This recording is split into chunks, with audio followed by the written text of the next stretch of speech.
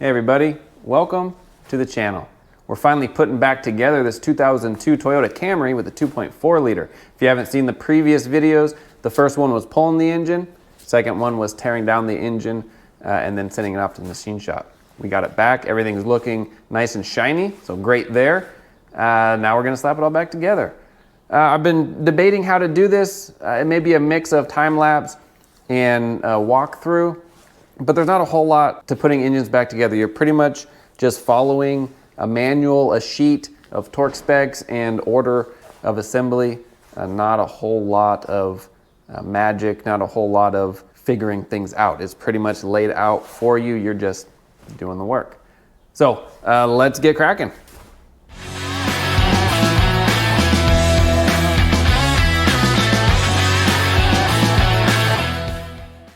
Some preliminaries, it's a given, but the surface we want to work on should be nice and clean. If you watched the teardown video, I had a towel over the top of this. That was to collect like oils and all that kind of stuff. Well, now everything's clean. I don't need the towel. I'm just gonna use the bare plastic top of this table. Wipe down really good, no debris. So this is our operating table. The second thing is, before we reuse the connecting rod bolts and the crankshaft bolts, the manual gives us a spec. So the connecting rod bolt with a micrometer should be 7 millimeters or more. So minimum 7 millimeters. Let me show you if you can see it. 7.2 millimeters, 7.22. So perfect right there. That's our connecting rod. And then the crankshaft bolt, the diameter of the shank should be no smaller than 7.2, and here we are 7.5. So again, we're good. So we can reuse these. If you are below the minimum spec, then we need new bolts for the connecting rod and the crank. So now that we got that out of the way, also we did end up getting new pistons. The machine shop said new pistons were definitely needed, so we got those. They are on the connecting rod. The machine shop did that for us, so we didn't have to. But pretty much there's a snap ring in here that you pull out. There's the wrist pin, gets punched out, and then the piston can be separated from the connecting rod. Then a new piston put in, new pin, and a new clip. So they did that for us, but they did not put the rings on, so that's what we're gonna do next. Also, the block looks really good. They shined it up really nice. The cylinders look pretty decent. They just honed them out. So let's put the rings on. Before I get too far along, just some tools that we're gonna need, some specialty tools. We'll need a piston ring expander, nothing fancy. Then we'll need a piston ring compressor. So this sleeve goes over the piston, and then it compresses them so we can slide it in the cylinder. I recommend some assembly lube. This is Ultra Slick. Permatex makes it. There's a lot of different brands that make an assembly lube. We'll also be using a little bit of motor oil in some areas as well. For the case half, for the block in the bottom case, I'm using Optimum Max Flex from Permatex. Again, there's a lot of different brands that make a good RTV, but that's what we're using for that. The oil pan and other gaskets, like the timing cover, I'll be using the Right Stuff 90-minute gasket maker. Again, there's a lot of different RTVs out there. Use which one you want. I don't think it really matters. For the timing cover and the oil pan, we'll want something rated good for oil. When we do the water pump might come with its own gasket, but if it doesn't, then we'll want a gray RTV, something for coolant. All right. Just want to show you this real quick. So we want all the numbers or the letters facing up on our piston rings, but this is the important part here. We can pause and look at this, but this is where you want the piston ring end, that little gap, to be pointing. So we got the number 1 expander, the side rail lower, the compression, number 2 compression, then the side rail upper, and then the number 1 expander. So it kind of gives you like a little pie of where those ends of the ring should be. You don't want them lined straight up and down from each other. Good morning, everybody. It is the next day, and let me show you why. So yesterday I had the piston rings on the piston. I had the ring compressor put on, and I went to put it in the bore, and it wouldn't go in. And I was struggling and struggling, and I wanted to do it at least once before I showed you guys how it was done, and I couldn't get them to go in. So I thought, man, I wonder if these piston rings are too big. So I went ahead, bought a new set. Hopefully you can see it. I have one ring on top of the other. Right here is the end of that ring, and right here is the end of the other ring. So they are different sizes. Maybe you can see that better. So they are different sizes. The rings that were going on it yesterday is the bigger one. The rings that will be going on it today are the smaller one. The smaller one is a standard set. So the rings that came in the rebuild kit were just the wrong size. Maybe just a repackaging error when they assembled the kit and shipped it out. Not quite sure, but we have the rings today. So now we can go ahead and put the pistons in. All right, I got 2 of the pistons in already. They went in very smooth, the way they should. So now I'll do the other 2. So just a little tip, putting that oil ring on is a 3-piece ring. We want to put our lower rail on first. Pretty flexible, they go on pretty easy. And then make the rail go past and let it sit on the skirt a little. So there, it's past the groove. Then we put our little expander on. Let's see where that goes. Let that go right in the groove where it's supposed to. Hopefully I'm doing this in camera shot. Okay, just like that. Put the end where it's supposed to go. All right, perfect. Now we could take this and bring it back up the skirt and fit it in the groove.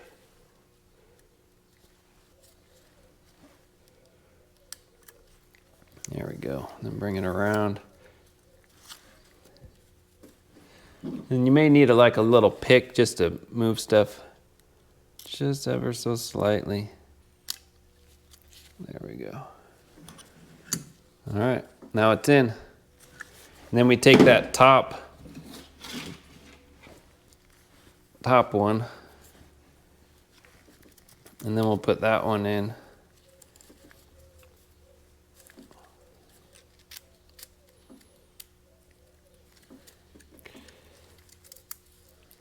And that's it. So if you put the side rail in first and then try to put the expander in, it's not gonna fit. There's a certain method of doing it. So the expander in first, then the 2 side rails. And we put another ring on. Now, these have a top and a bottom. They should be marked.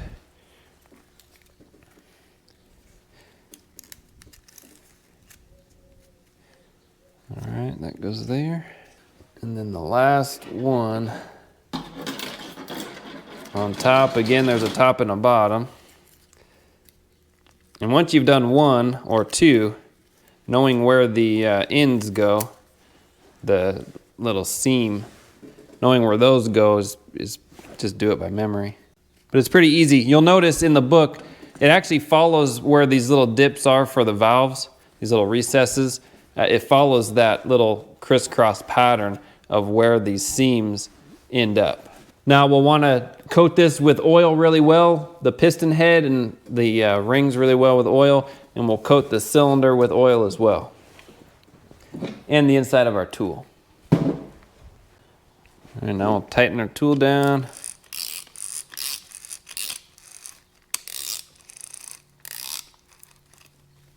Of course, everything has oil and it's really slippery, so just do your best. All right, and then that little dimple in the top of the piston goes towards the front of the engine. Just set it on there.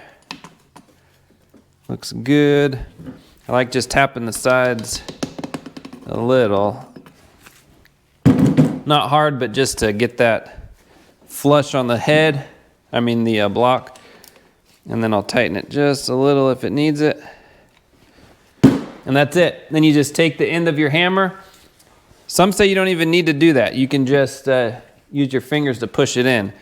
It doesn't take a lot, just a little tap. If you feel anything binding or preventing it from going further, stop. It's probably a ring or something that's hitting the top of the cylinder. It should go in nice and smooth. You should feel it. So like right there, it stopped.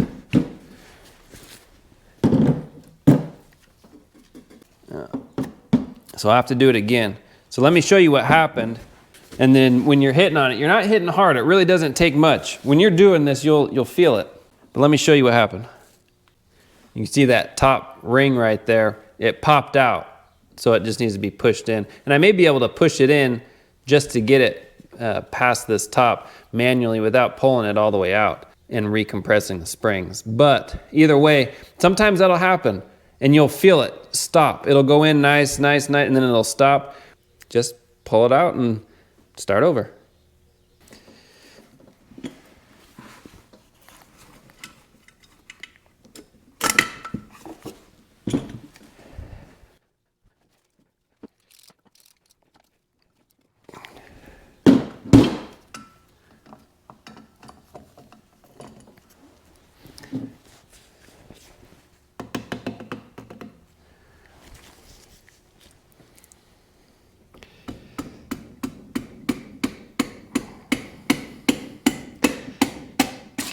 There we go.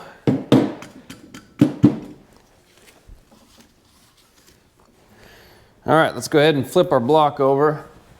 All right, so now we can pull off our rod bearing caps.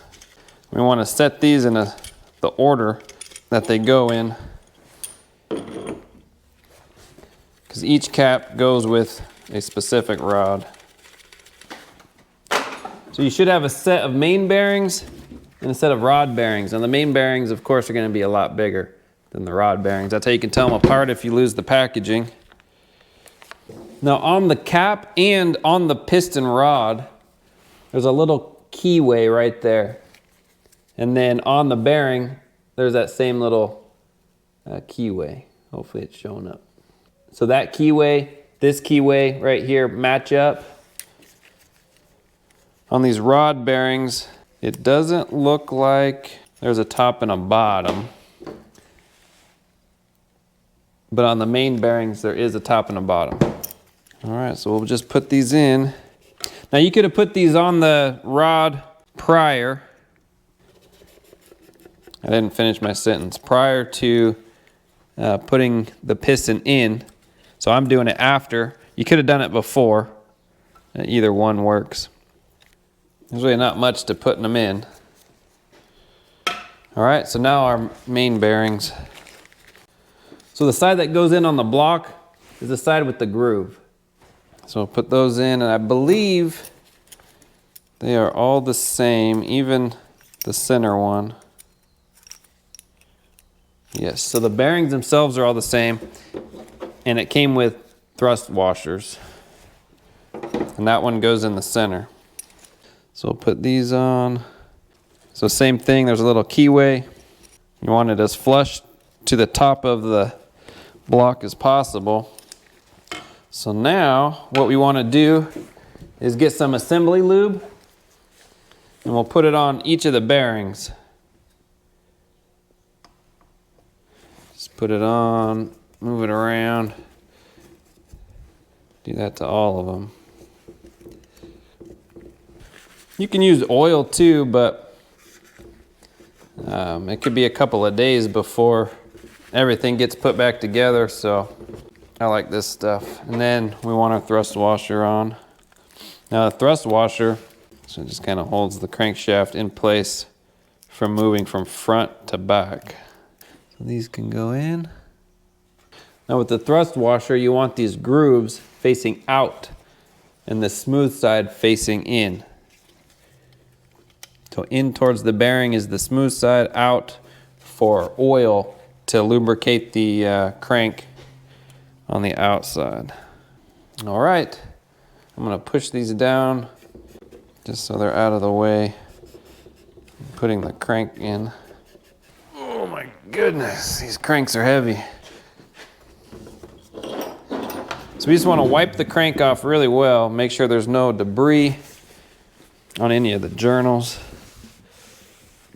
You can't see what I'm doing, but that's all I'm doing is just wiping it off for debris. And just remember there is a front and a back. There we go. So now we can put the pistons on. Let me show you real quick what it looks like. All right, so this is what it looks like. This is the back of the crank where the flywheel would bolt onto. All the bearings are underneath and then lubed up with that red assembly lube. So this is the connecting rod.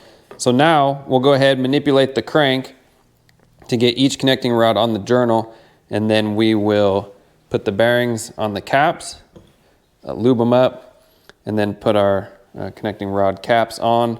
Then we'll come back and put our main bearing caps on. And it doesn't matter which one you do first. You can do main bearing caps first. In fact, I take it back. That's what I'm going to do first because we'll be turning the crank. So that'll just be helpful that the crank is bolted down and in place. So do that first. Each main cap will have the other bearing without the oil holes in it. So that'll go on the cap. It'll get the red lube and then cap down, and then I'll go through the torque sequence. So the main cap bearings are torqued in 3 steps. First 15 foot-pounds, then we'll go back, tighten to 30 foot-pounds, then we'll go back with a 90-degree extra crank. And this is how they show you just real quick how to do a 90-degree. All right, and then just like head bolts, each of these cap bolts will get just a light coating of oil before putting them in and tightening them down. So we're gonna do one at a time. This has the old bearing still in it, so we'll pop those out. So same way, it has that little keyway. That's how it goes in. All right, there's one. And then it has a direction. The manual shows you forward, number 1. Also, they're numbered. But I forgot, we need some assembly lube.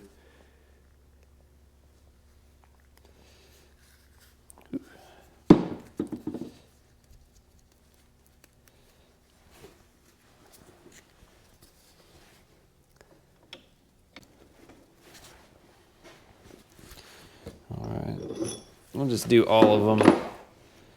So to get these out, it really doesn't take much. Sometimes just a little tap will loosen them up.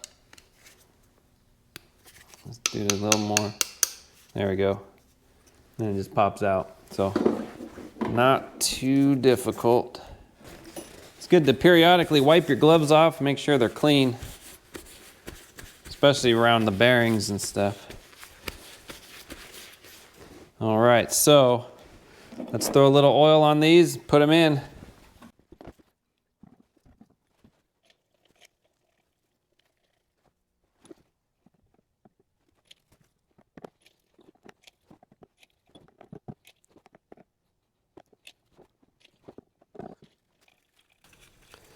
And then the sequence of tightening is the middle, outward.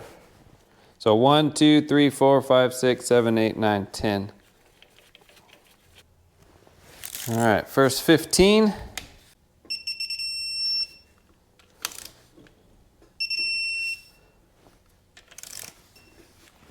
All right, second pass will be with 30.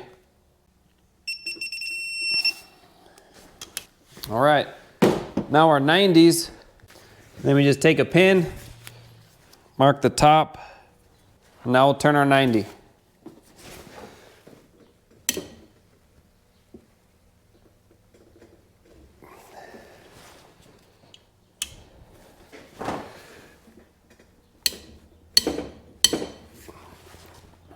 Okay.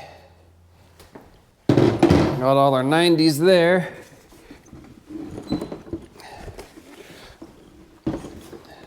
So now let's put our pistons in. Or our connecting rods, I mean. On our connecting rod caps, we'll do the same thing. Put our bearings in. Now remember which cap went to which piston. Little lube. So the connecting rod caps can be done one at a time, and you have 18 foot-pounds, and then plus our 90. And again, we want a little oil on the threads.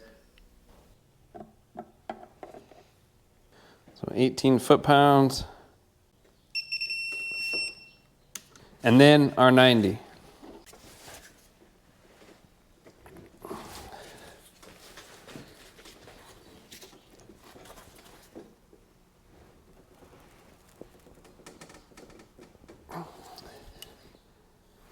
All right, there's one. I'm gonna go ahead and do the others just the same off camera, just to speed things up. So we're ready to put our case half, the stiffening case on. We're gonna do some silicone action on this RTV over here. There's an O-ring in your kit. You should have a whole bunch of little gaskets and stuff. There's an O-ring for this right here, and that is a coolant port. It ties in with your thermostat housing, and then that's a port. So we definitely want an O-ring here, not to forget. Otherwise you'll get oil in the crankcase, have to pull all this off just because of that. So we don't want to do that. There should be one in the kit. Other than that, then we're just ready. We'll put the bead on, flip it over, finger tighten it, and then follow the directions on the RTV bottle or tube. All right, here's the bead we have, just so you can see it. Also in the manual it tells you how to do it, but it just goes around like that. There's a particular pattern, and then same on this side, a particular pattern that we want to follow. Then on here we just have our surface nice and clean, so we'll flip that over. We have our O-ring in place, good to go. For that case half, we want to put the 11 bolts in. This is the sequence, and then ultimately 24 foot-pounds. Now we want to put our balance shaft in. We got 2 balance shafts. So we marked this with cylinder number 1 at top dead center before we took it apart. We marked it here. I have it at cylinder number 1, top dead center again. So I'm just going to put it back where my marks were. If you didn't mark it, or you forget, or it got rubbed off or whatever, there's a way the manual says to line it all up. And so we'll confirm, once this is all together, they have a confirmation, and we'll just make sure that everything lines up like it should.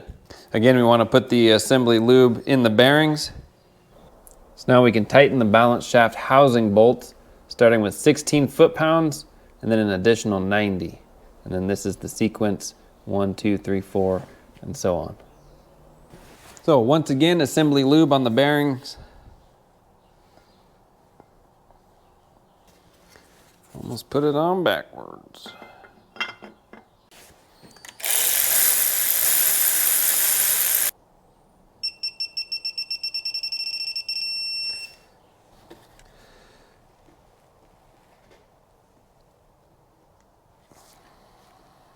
All right, that's everything I'm gonna do on the table. Now I'm gonna hook the hoist back up, lift it up, and then put it on my engine stand to complete the job. All right, so there's only one more thing I can do today because I thought I had head bolts, but I don't. So they will be here tomorrow. What I'm gonna do is install the oil pump. And what I did on the pump is upside down. I poured a little oil in the pickup here and then turned the shaft a few times, and that just helps prime it. And then we have a new gasket. It comes in the kit. New little metal gasket here will go on, and we'll put our pump on.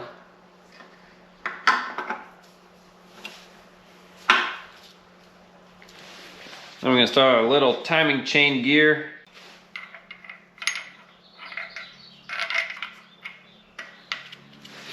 We have a whole new timing kit. So all these gears are new. The timing gear with the bigger notch in it, that's for the oil pump. Turn this engine upside down, or right side up really. It's upside down at the moment.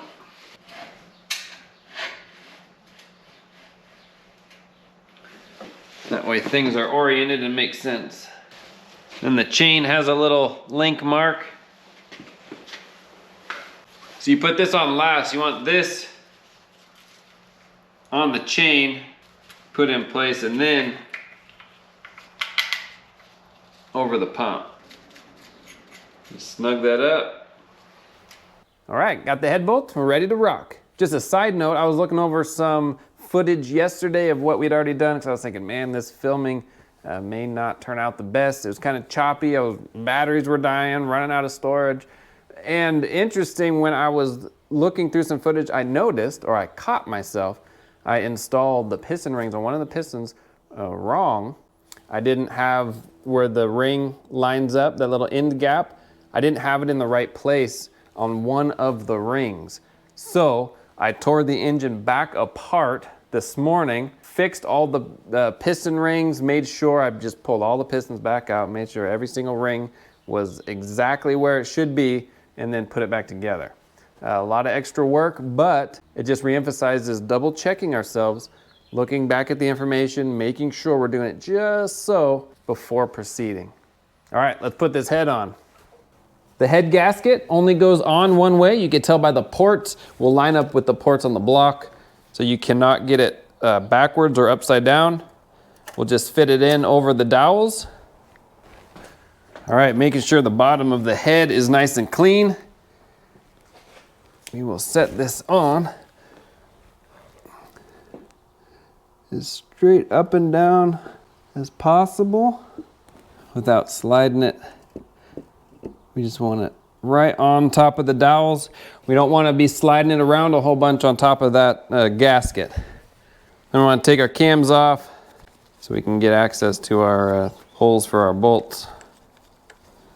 All right, we want to pop this little bearing out too. So we'll keep track of this bearing direction, make sure it goes back facing the same location. We're gonna put assembly lube on all of these, so I'm just wiping them out. Nice and clean. Now our new head bolts came with washers. If yours did not, it's okay to reuse the old washers. Some head bolt kits come with washers or not. We are gonna use the new washers that come with it. We're gonna take a bolt, put a washer on it, then we're gonna dip this in oil. It wants a light coating of oil, and then oil where the seat is on the washer. All right, the official instructions. So we want to apply a light coat of engine oil on the threads, just like we did and under the head bolts. Install the bolts. Then we want to 58 foot-pounds is our initial. And we go 1, 2, 3, 4, 5, 6. So starting from the middle and then working our way around. So 58 and then an additional 90. So this is just me. First I'm gonna do 30, then I'm gonna do 58, then I'm gonna do 90. You don't have to do it in 3 steps. That's just what I'm doing. 90 degrees, just like any of the other previous 90-degree bolts, you just put a little tick mark on it and watch your 90. Head bolts always scare me. I'm afraid something's gonna break or give.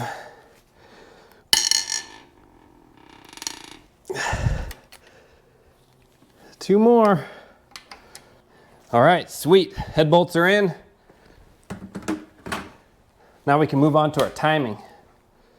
Now with a magnet, I'm gonna pull off each of these caps here, and I'm gonna put just a little oil underneath them and then put them right back in. I'm just gonna do one at a time so I don't get them mixed up. I'm just gonna pour a little in the cap, rub it with my finger, and do the outside as well. Just get it nice and oily, and then put it back on. Next, we want to put our cam cap on. That came off the VVT solenoid side. A little bearing, I mean. We want to take some assembly lube, and anywhere that the cam is going to touch, each of these bearings surfaces, we're just going to put a little. Put our cams on, make sure that they're nice and clean. So our caps are labeled E for exhaust, I for intake, 1 through 5. And that can help if we accidentally get these mixed up. But it's good practice to put them in their location as they came off. Some engines don't have these markings, but Toyota did really good for us. On the bottom side, or where the cam is gonna ride on these caps, we wanna put a little more lube.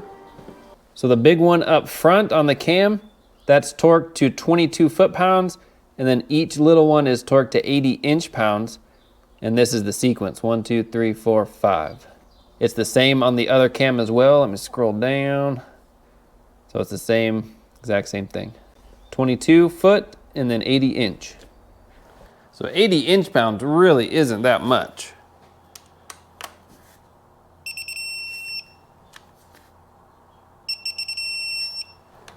Cool, now we can put our cam gear on. That one comes new in the kit. It lines up with that dowel there. Here's the bolt. Now it gives you a little spot on the cam to put a wrench to hold it while we torque that down. All right, that is 40 foot-pounds.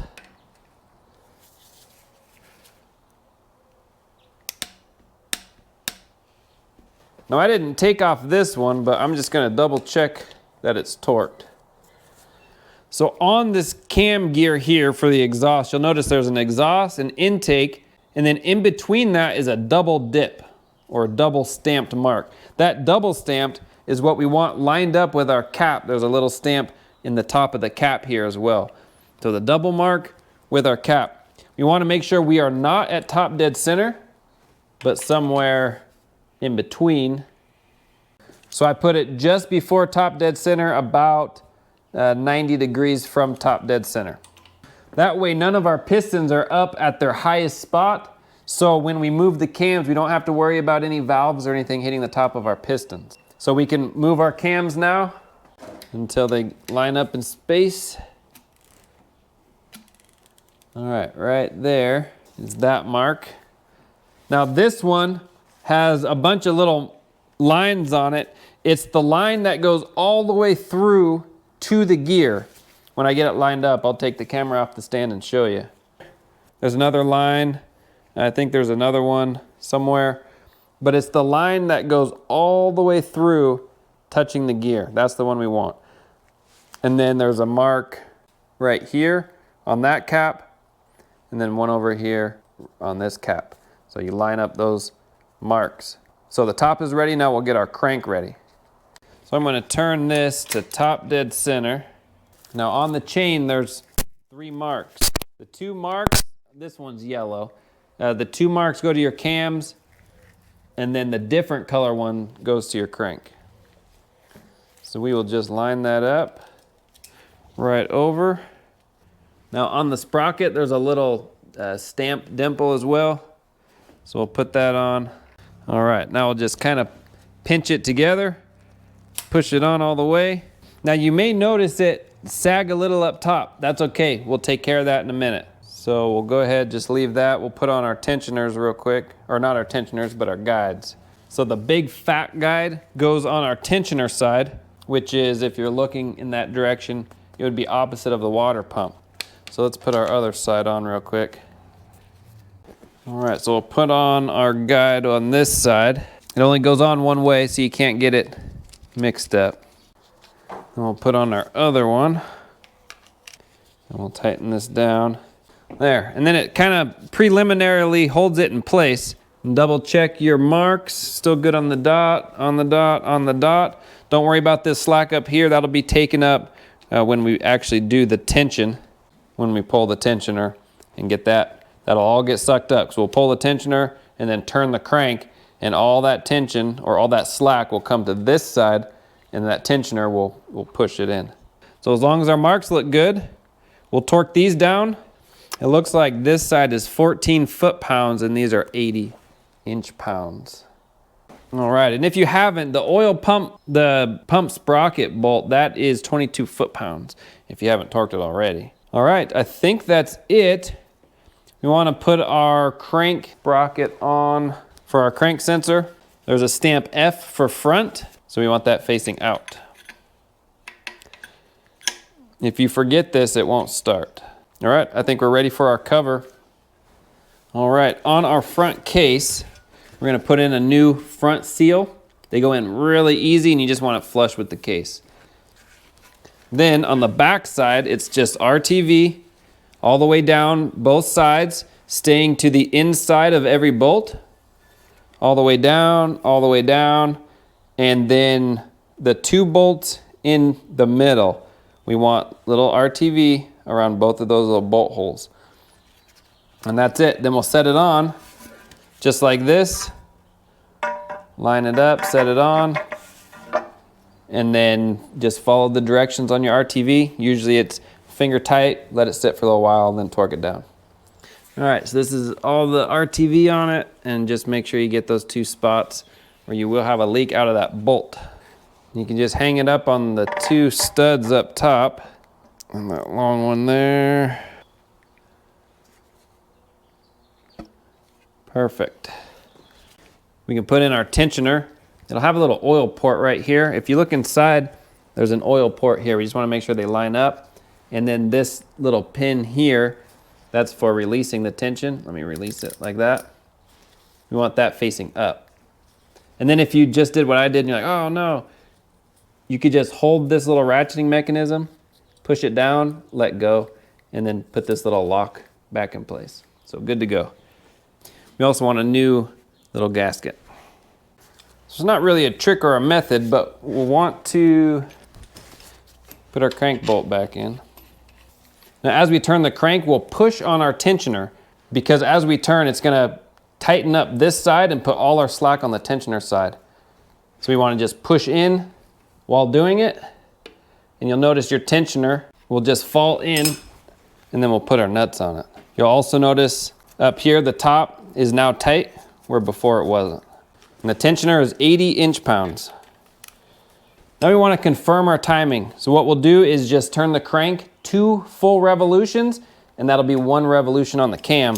If you feel anything bind up or want to prevent the engine from turning, we'll go ahead, stop. We don't want to force it over, and then we may have to re-examine what's going on. And if we have to, we'll pull this cover off. Usually we won't if we lined everything up right the first time. So 2 full revolutions.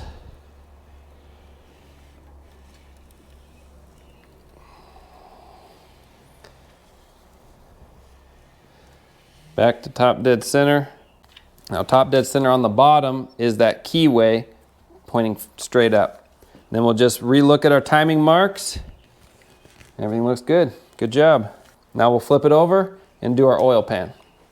So with our pan, it's just like everything else, just RTV around it. It only goes on one way, and then it has those little studs to line it all up with.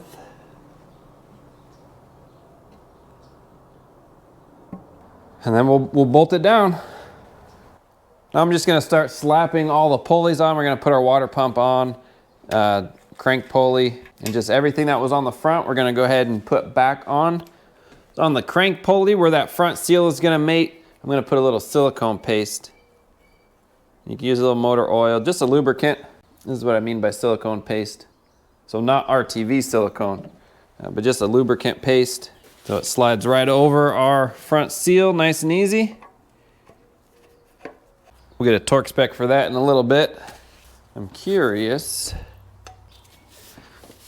This is for a Subaru, not quite the size we need.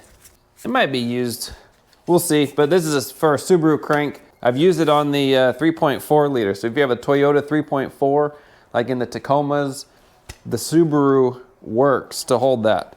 Now we can install our water pump. We're gonna use RTV. It may come with a rubber gasket. This one came with a paper gasket. Don't use it, it's junk. Paper gaskets will leak. Even if it doesn't leak right away, it will leak, and then they're a pain to scrape off. So RTV will work just fine. All right, there's my bead, if you can see it. And then we'll just put her on. And you don't want to forget our crank position sensor wiring bracket. I'm just gonna snug these up. Oops, wrong direction. While we're letting that set, before we torque it down, we'll go ahead and put other stuff on. Put our tensioner pulley on. We got a new one of those. This is where it broke. Right on top where you put your tool. This top little, looks like a nut. So that's where it broke off the old one. Let's get some torque specs. So these are 44 foot-pounds each. I don't know if I mentioned this already, I probably did, but I like marking what I've already torqued. So when it comes to move on, I can just look real quick. Did I do everything? And then we're good to go. All right, we can put our power steering pump on. I'm gonna show you a trick. If you notice right here, this is an insert. And so when you suck up on the bolt here, it'll pull that insert out of this little bracket, and that tightens up against the power steering pump. Alternators are done the same. That way there's no slack or wobble in the power steering pump or the alternator. So what we can do, because it's a tight fit, it was really tight pulling it off, what we can do is thread the bolt in a few turns, tap on the bolt, and recess that little insert back as far as we can, and then it'll just slip on nice and easy. When we tighten it down, it'll suck on that insert and then retighten the pump back down. Alternators, again, are the same. So if you have these on an alternator, pushing them back before you install the new alternator will really help in installation. So hopefully you can see this bottom one. I already did the top one, but watch as I tap on the bolt. Look right here.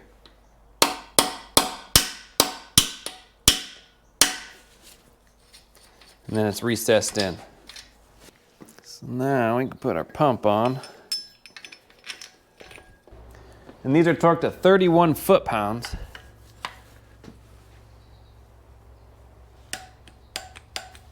So the crankshaft pulley is 125 foot-pounds.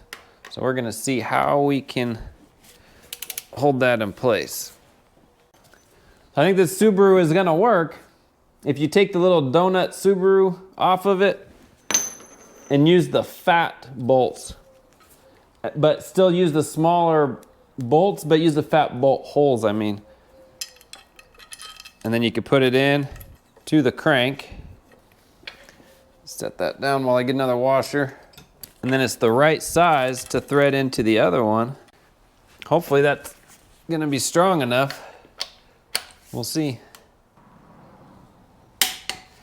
Wow.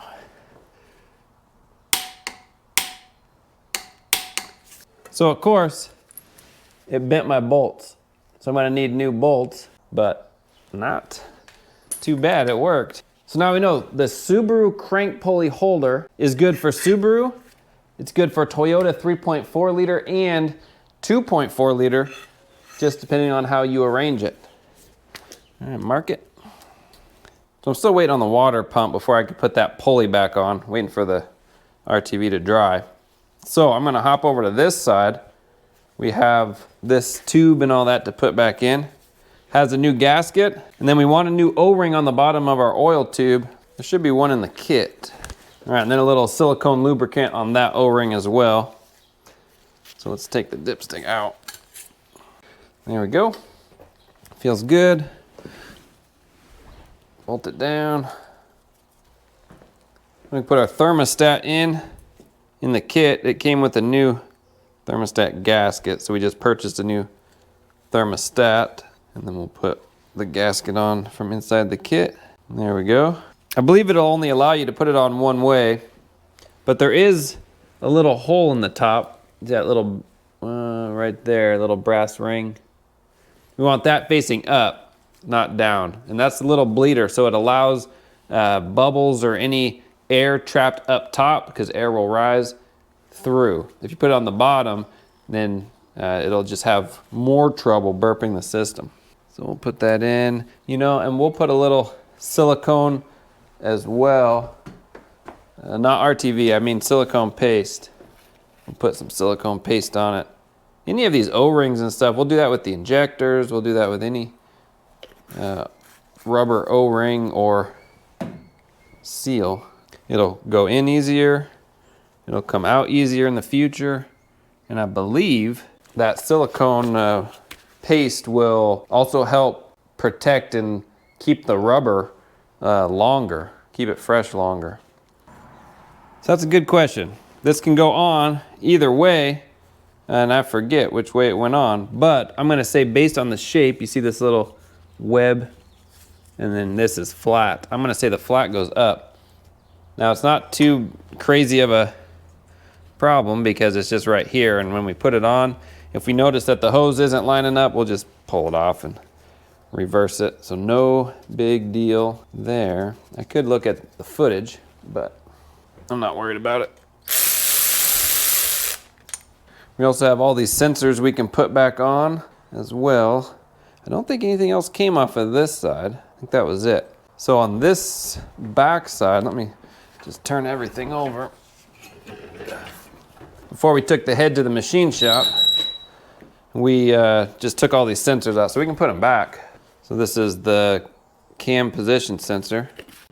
We're gonna go ahead and just put a little silicone paste on it so it slides in. Now this, let me see. I do not see a new O-ring for this. So just check your O-ring. This looks like it still has, it's still supple, still has some life in it. If it looks flat, hard and rigid, then go ahead and replace it. And you can tell too by how it goes in. Is there resistance when it goes in, or is it super easy to slide in and out? I'm gonna put just a little in the hole. If it's easy to slide in and out, then most likely your seal isn't gonna seal and you'll get a leak right here. So just a quick trip to the auto parts store, take care of that. This feels pretty good. Now as far as torque specs on things like this, just use your judgment. They don't need to be crazy tight, just good and snug. All right, this is the temperature sensor. The kit did not come with a new copper washer, which is no big deal. As long as this one looks good. Let me just snug it down. And then this will be a spot we'll keep an eye on. When we start it up, we'll see if we get any drips out of here. But I think that feels pretty good. I got another sensor here. I think it's the oil pressure sensor. I'm putting just a little tiny RTV on the threads as a thread sealer. May not be required, but a lot of times when you get a new sensor, it comes with some kind of thread sealer on it. I think that's it. There's one more sensor, I believe. Let me see where it is. Oh, right here on this side. So where the pump is for the power steering pump, there's one more sensor, and that's the knock sensor. And that just threads in and tightens down. I guess we can go ahead and put our alternator on. It doesn't matter if you do it now or after the engine's in the vehicle. It's pretty easy access anyway, regardless. But again, it has that little insert. So we want to tap it or recess it back in. Just like that. And then it'll be much easier to slip over where it needs to go. All right, and then we'll put the other one in down below. All right, torque on these, the big one is 38, or the top one, 38, and then the bottom is 15. So it wouldn't be a bad idea on the transmission to pull the torque converter out and then replace that front seal, or that pump seal. That's what we did here, so it's got a brand new seal. We'll put the torque converter back on, and we're almost ready for this engine to go back in. Now we're ready to put our valve cover on. We're waiting for the serpentine belt. We'll put that on before we drop the engine in. I think it'd be easier out of the vehicle. So, valve cover gasket. It's kind of interesting how the tank, I just dropped all this stuff off at the machine shop, and they put it through their parts washer, and I kind of changed the color. Oh, interesting. But anyway, gasket on. Before we put this on, I'm just gonna run a little bit of oil along the chain here, and then down the cam on both sides, just to get the lobes and all that with a little bit of lubrication before we button this up. And then also where the cover on the timing chain cover and where the head meet, there's a seam there. So you want to pull off, there's a little RTV that got squished out. Take a razor blade, scrape that off, and then we want to put a little RTV right on that seam, just a little dot on both sides before we put our cover on. Otherwise you'll get a leak out of that crease. Make sure our surface is clean where that RTV is going. And anywhere that it looks like there's a really big gouge or nick in the surface, we'll just toss a little bit of RTV right in that spot so that the valve cover gasket seats perfectly.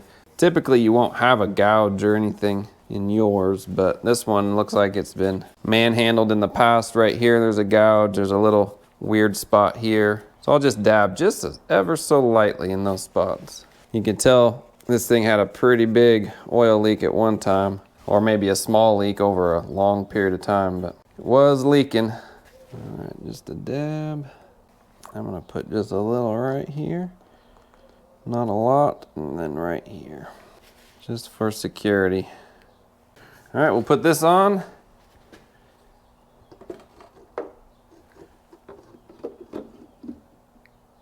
Just like that, and tighten her down. Now there is a difference between your ignition coil bolts and the valve cover bolts. The length is different. So you can't get them mixed up because it just won't be long enough. And these are torqued to 8 little foot-pounds. All right, there we go. That is the assembly of this engine. In our next video, we're gonna be installing it in the car and then firing it up for the first time. Now there is a procedure that we'll go through to make sure that the oil is getting circulated all through the vehicle or all through the engine before it actually fires up, but we'll run through that in the next video. In all reality, it took about a good solid day. For me, it was over a couple of days because we didn't have all the parts on hand, and I have other vehicles too to work on in the meantime. But a good solid day worth of time, we'll get it all back together. Some things to note is the orientation of the piston rings. You want to make sure that those are right where the manual says to put them. And then just torquing everything down, having a good torque wrench, and that's pretty much it. RTV, you know, following the tube, following the directions, can't go wrong. RTV works really good. It's surprising how well it works, actually. That's it. Not a whole lot to wrap this up with. We will see you on the next video. Thanks for watching. Like, subscribe. See you on the next one.